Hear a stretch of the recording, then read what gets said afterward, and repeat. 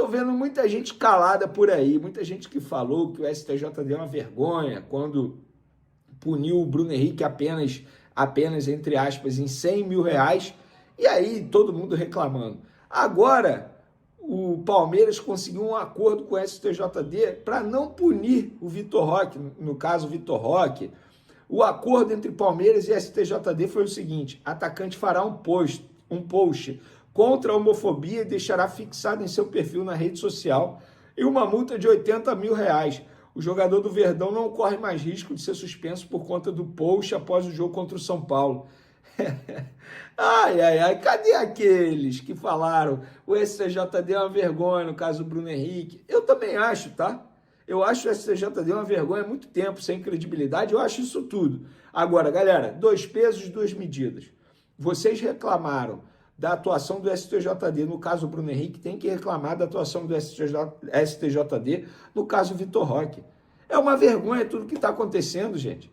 O Bruno Henrique jogou com efeito suspensivo 2 meses. O Alan do Palmeiras também, desde julho.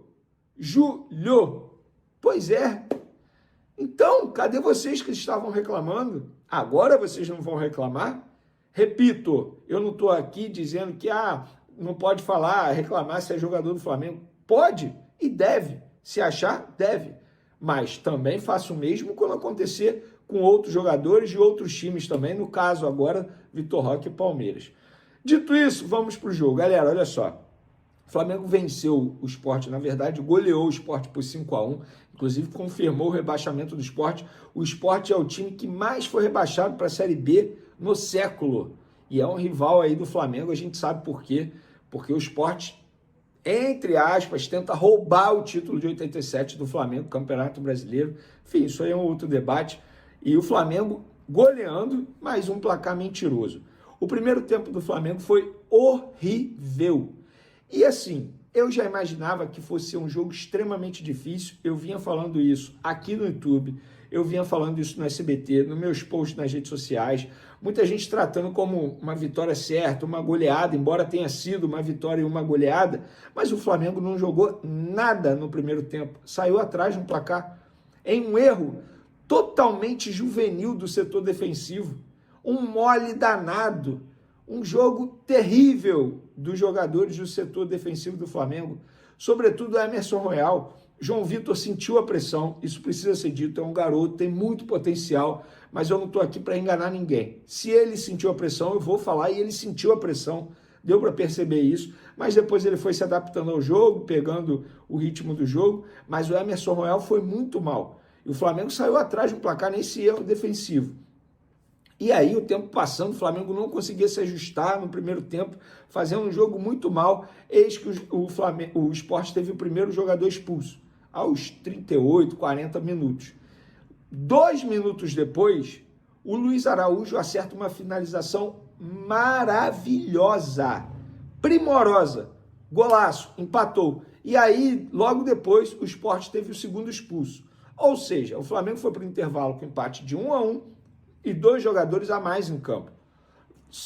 Naquele momento, eu fiz até um post, se tornou obrigação do Flamengo vencer o jogo. Aí veio o segundo tempo, o Flamengo tirou um proveito absurdo da vantagem numérica, o Cebolinha entrando, ficando 30 minutos em campo, ajudou demais, jogou muito bem, Juninho voltando a fazer gol, o gol também do Douglas Telles, garoto estreando no time profissional do Flamengo com gol. Então, foi um jogo que, no fim das contas, repito, o que importa é a vitória, a liderança na rodada, isso tudo importa. Mas eu, como jornalista, não posso deixar de mencionar que o Flamengo jogou muito mal no primeiro tempo. E o segundo tempo foi um jogo totalmente atípico, 2 a mais, contra o pior time do Campeonato Brasileiro, contra um time que o presidente havia renunciado horas antes. Então, era obrigação do Flamengo vencer. O mais importante era vencer. Mas me preocupa daqui para frente como é que vai ser o Flamengo em campo. Por exemplo, próximo jogo contra o Fluminense. O Flamengo não pode jogar como jogou o primeiro tempo contra o Sport. Eu entendo, 12 desfalques, e eu falava isso, eu alertava isso, falta de entrosamento. Mas o que mais me chamou a atenção foi a falta de concentração e, novamente, uma soberba de que parecia que a qualquer momento o Flamengo ia vencer quando quisesse. Não pode entrar em campo assim. time que quer ser campeão brasileiro não pode dar esses moles. O Flamengo já deu esse mole contra o Grêmio, o Flamengo já deu esse mole contra o São Paulo, Fortaleza, quase deu contra o Santos no Maracanã.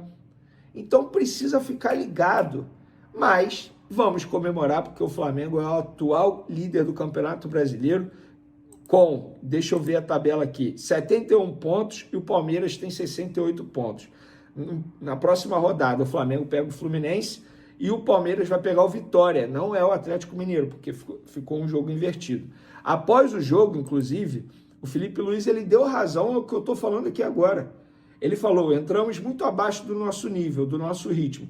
Parece que estávamos abaixo do que a partida pedia, por muitas circunstâncias. Nossa pressão não estava encaixando, eles conseguiam sair com certa facilidade. Com a bola o time não estava fino, estava lento, circulação lenta.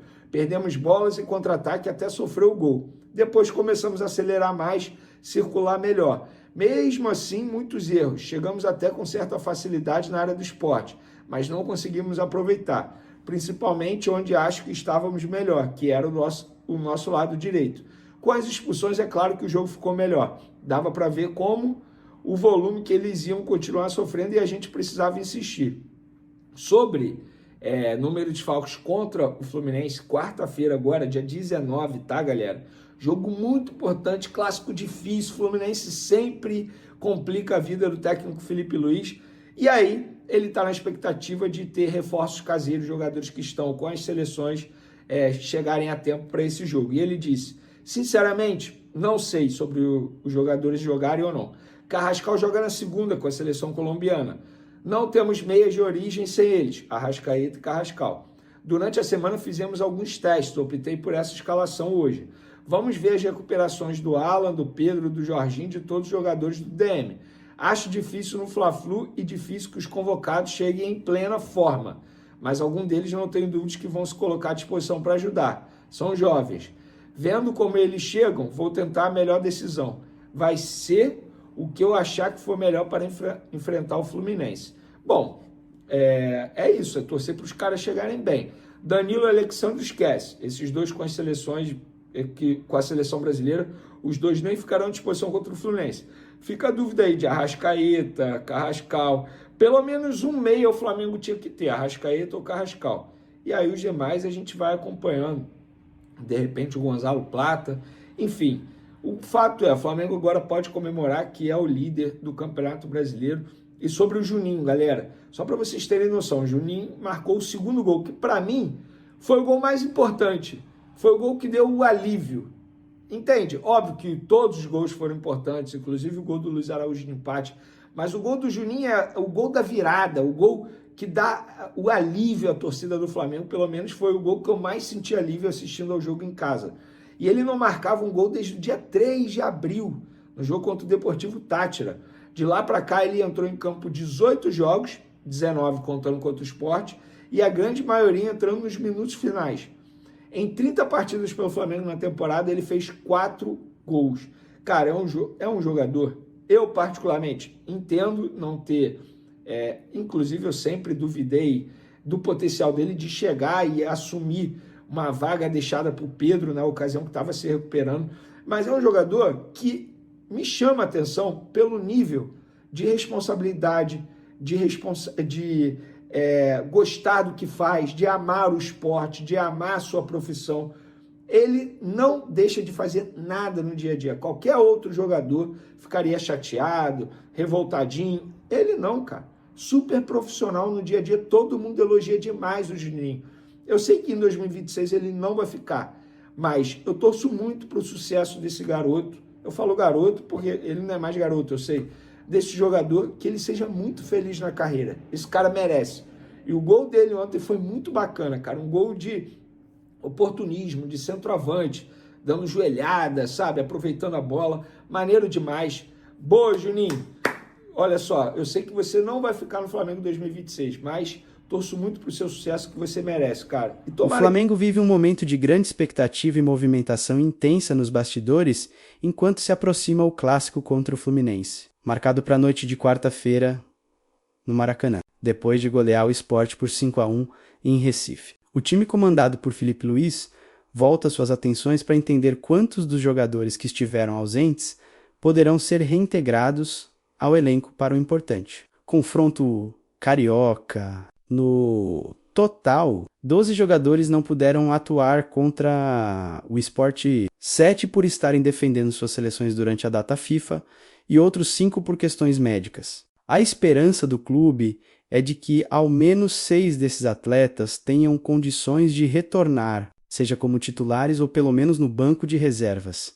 A vitória elástica sobre o Sport garantiu ao Flamengo mais tranquilidade na preparação para o Clássico, mas também reforçou a necessidade de recompor o elenco. A equipe foi a campo bastante desfalcada, dependendo de improvisações e de jogadores que estavam sem atuar com frequência. Os 7 convocados que não estiveram em Recife representaram Uruguai, Colômbia, Equador e Brasil.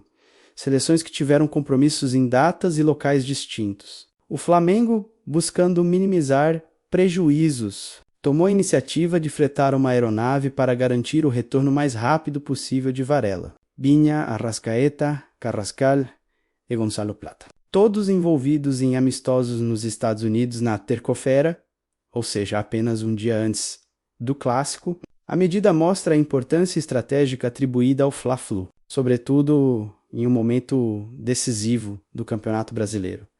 A grande dúvida que paira sobre o clube não está apenas relacionada ao retorno logístico desses jogadores, mas principalmente às condições físicas em que eles chegarão ao Rio de Janeiro, a depender do tempo de jogo que cada um receber nas partidas por suas seleções e do desgaste da viagem. Pode ser inviável colocá-los como titulares. O Departamento Médico e de Fisiologia avaliará individualmente todos os atletas tão logo desembarquem, com o objetivo de evitar riscos desnecessários. Mas a ideia inicial é contar com eles, ao menos como opções no banco, ajudando a compor o elenco em um jogo que sempre exige nível elevado de competitividade, logo após a vitória sobre o Sport. Felipe Luiz comentou: o desafio de remontar o time para o Fla-Flu. Ele afirmou não saber exatamente quem terá condições de jogar, especialmente pela ausência de meias de origem, caso Arrascaeta e Carrascal não possam atuar. O treinador ressaltou que dependerá muito do estado físico de cada convocado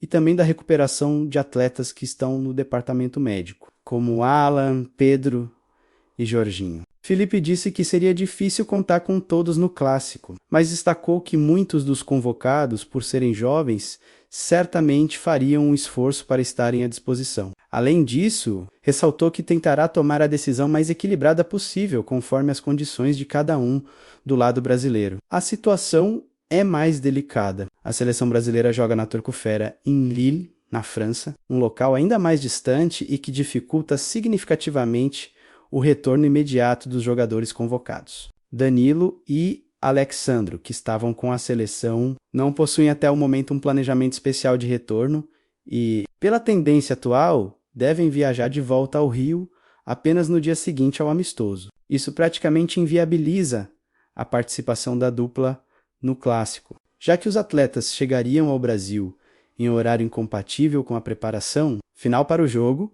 enquanto aguarda os estrangeiros que retornarão dos Estados Unidos. O clube também olha com atenção para os jogadores que estavam sob cuidados médicos. Jorginho, por exemplo, já vinha apresentando evolução de sua lesão na coxa direita e estava treinando em campo com a equipe de fisioterapia. A expectativa é que ele realize atividades com o grupo durante a semana e tenha chances reais de ser relacionado para a partida. Outros nomes importantes seguem em observação, como Léo Ortiz, que sofre com um estiramento no tornozelo direito e ainda não conseguiu voltar aos treinamentos coletivos, e de La Cruz, que enfrenta um problema no joelho e precisa seguir um cronograma alternado de descanso e treinos, o que gera incerteza sobre sua utilização. Alan, por sua vez, convive com uma fascite plantar que também requer cuidado, o Clássico contra o Fluminense, marcado para as 21h30 de quarta-feira. Chega em um momento decisivo da temporada, não apenas pela rivalidade histórica, mas pelo impacto direto na luta pelo título brasileiro. A vitória sobre o Sport e a derrota do Palmeiras no mesmo final de semana mudaram completamente o cenário da disputa pelo campeonato. De acordo com um levantamento realizado pela Universidade Federal de Minas Gerais, as chances do Flamengo conquistar o título subiram para 72%. enquanto o Palmeiras, que assumia a liderança até então, viu suas probabilidades caírem para 26,6%. Cruzeiro e Mirassol ainda possuem chances matemáticas, mas em percentuais muito baixos, 1,4% e 0,011%, respectivamente, com o resultado em Recife. O Flamengo chegou a 71 pontos, ocupando novamente a primeira posição da tabela. A campanha do time de Felipe Luiz é sólida, com 21 vitórias, 8 empates e apenas 4 derrotas até aqui. Já o Palmeiras manteve os mesmos 68 pontos após perder na rodada, agora figurando em segundo lugar, somando 21 vitórias, 5 empates e 7 derrotas. A disputa segue aberta, mas o Flamengo depende apenas de si para ser campeão. E a vitória no Fla-Flu pode ser determinante para encaminhar a conquista. A relevância do clássico é tamanha que a imprensa esportiva já prepara ampla cobertura, especialmente os veículos dedicados ao dia a dia do Flamengo. O duelo será transmitido pela televisão e pelos espaços digitais, oferecendo aos torcedores diferentes meios de acompanhar o confronto, que deve atrair enorme atenção no país. A preparação para o jogo contra o Fluminense também foi marcada por decisões táticas e estratégicas tomadas no confronto anterior contra o Sport. Uma delas chamou a atenção logo no início do segundo tempo. Quando Felipe Luiz optou por substituir o zagueiro João Vitor por Michael, um atacante, o treinador explicou que João Vitor estava pendurado com cartão amarelo e, por estar há muito tempo sem atuar em ritmo de jogo profissional, preferiu não arriscar. Ele admitiu que Eric e Saul também estavam amarelados, porém, por serem atletas mais experientes, optou por mantê-los em campo. Felipe também mencionou que ajustou o posicionamento defensivo para liberar Michael pelo corredor, função semelhante à que o atacante desempenhava no futebol árabe. O treinador demonstrou confiança no jovem zagueiro e afirmou que, apesar do tempo sem jogar, João Vitor se desenvolveu ao longo da partida. A expulsão de 2 jogadores do Sport, ainda no primeiro tempo, influenciou diretamente a estratégia do Flamengo. Com a superioridade numérica, Felipe Luiz decidiu fortalecer o setor ofensivo e buscar maior pressão no campo adversário. O Flamengo, que havia terminado a primeira etapa em empate por 1-1, tomou conta do jogo na segunda metade e construiu a goleada com segurança. O Time balançou as redes com gols de Luiz Araújo, Juninho, Bruno Henrique, Ayrton Lucas e Douglas. Este último, uma das grandes surpresas positivas da noite, Douglas Telles, atacante de 18 anos. Foi uma das novidades utilizadas por Felipe Luiz e acabou deixando sua marca logo na estreia, anotando o 5º gol do Flamengo. O treinador, que já o havia comandado no Sub-17 rubro-negro, elogiou o jovem e destacou que acompanha sua evolução há bastante tempo. Felipe afirmou que sabia do nível que Douglas vinha apresentando nos treinos durante a semana e que ficou feliz ao vê-lo marcar em sua primeira oportunidade no time principal. O jogador já havia sido relacionado recentemente para o jogo contra o Fortaleza, mas não chegou a entrar em campo naquela ocasião. Agora, não só participou, como teve papel direto no placar da goleada.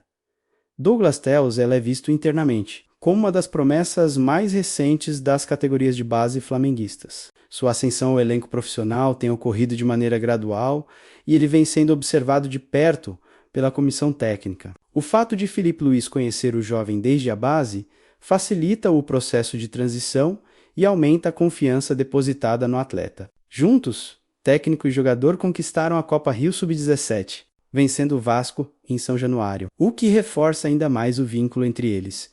A presença de jovens talentos como Douglas soma-se à expectativa do retorno de jogadores experientes e fundamentais para o elenco. Com mais opções disponíveis, o Flamengo espera chegar ao clássico com força máxima e manter o ritmo que o colocou de volta na liderança do Brasileirão. A partida contra o Fluminense será determinante para o caminho final do campeonato. E o time sabe que precisa manter o nível de desempenho apresentado nos últimos jogos, enquanto aguarda avaliações médicas, retornos internacionais e decisões estratégicas. O clube vive dias intensos e de muita preparação. A vitória sobre o Sport abriu portas importantes, tanto na tabela quanto no ambiente interno, gerando confiança e fortalecendo a convicção de que o time pode encerrar a temporada com o título brasileiro. Os torcedores, empolgados com a evolução recente da equipe, e com as perspectivas de reforços para o Fla-Flu. Esperam mais uma atuação dominante.